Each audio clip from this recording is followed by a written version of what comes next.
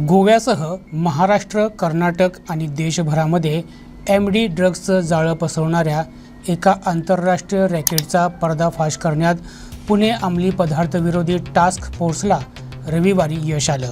आश्चर्य म्हणजे चंदगड तालुक्यातल्या हाजगोळी गावाजवळील एका पोल्ट्रीमधून हा धंदा सुरू होता। याच पोल्ट्रीवर शनिवार 22 ऑगस्ट रोजी छापा टाकल्यानंतर धक्कादायक प्रकार समोर आला। कोंबड्यांच्या पाठीमागेच 1,13,51,480 रुपयांचे एमडी ड्रग्ज, कच्चं रसायन आणि उपकरणं साठवून ठेवण्यात आली होती। या संपूर्ण ड्रग्ज माफियांचे धागेदोरे थेट बेळगाव, मुंबई आणि कुख्यात डॉन दाऊद इब्राहिम याच्या टोळीशी जोडले गेल्याचं निष्पन्न झाल्यानं प्रचंड खळबळ उडाली आहे। कुक्कुटपालनाच्या आड मृत्यूचा बाजार। ठाण्याच्या नयानगर पोलीस स्थानकात एक गुन्हा नोंद करण्यात आला होता। याच प्रकरणात मीरा रोडमध्ये राहणाऱ्या इरफान सलीम खान याला अटक करण्यात आली होती। याच इरफानला पोलिसांनी आपला खाक्या दाखवल्यानंतर चंदगडमधील त्याच्या मुख्य अड्ड्याची माहिती मिळाली। त्याने दिलेल्या माहितीनुसार पुण्याच्या टास्क फोर्सनं चंदगडमध्ये जाऊन हाजगोळी गावातील पप्पू विठ्ठल मालतवाडकर याच्या मालकीच्या पोल्ट्रीवर छापा टाकला। तेव्हा त्याच्या पोल्ट्रीमध्ये तौसिफ आणि जाफर हे दोघे ड्रग्ज पॅक करताना रंगेहात सापडले। पोल्ट्रीमध्ये कोंबड्या पाळल्या जात असल्यानं कोणालाही याचा संशय आला नव्हता। आश्चर्य म्हणजे या ड्रग्जचं कनेक्शन थेट डी कंपनीशी असल्याचं उघडकीस आलंय।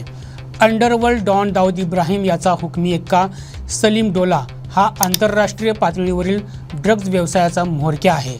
त्याला इस्तंबूलमध्ये अटक करण्यात आली आहे। याचा भारतातील हस्तक दयानंद मुदनार यानं देशभरामध्ये ड्रग्जचं जाळं विणलंय। त्याला मुंबई पोलिसांनी अटक केली होती, पण 8 दिवसांपूर्वीच त्याचा मुंबईच्या जे रुग्णालयामध्ये मृत्यू झाला। त्यानं पेरलेल्या विषारी रोपट्याची पाळंमुळं कोल्हापूरच्या चंदगडपर्यंतच्या खेड्यामध्ये पोहोचल्याचं स्पष्ट झालंय। याच मुदनारचा हस्तक इरफान खान। या इरफाननं चंदगडमधल्या अतिशय ग्रामीण भागातील पोल्ट्रीची निवड करून तिथं ड्रग्ज निर्मितीचा व्यवसाय सुरू केला होता असं तपासातून समोर आलंय। देशभर पसरलेलं हे जाळं आणि बेळगावातून त्याला अर्थसहाय्य मिळत होतं। ठाणे पोलिसांनी एप्रिल 2026 मध्ये फरदोस नावाच्या महिलेकडून 1.5 किलो एमडी जप्त केले होते। या तपासाचे धागेदोरे शोधत टास्क फोर्सनं उत्तर प्रदेश, तेलंगणा आणि मुंबई इथल्या ड्रग्ज तस्करांचा पर्दाफाश केलाय। त्यांच्याकडून आतापर्यंत 20 जणांना बेड्या ठोकल्या असून 20 कोटींचं ड्रग्ज जप्त करण्यात आलंय।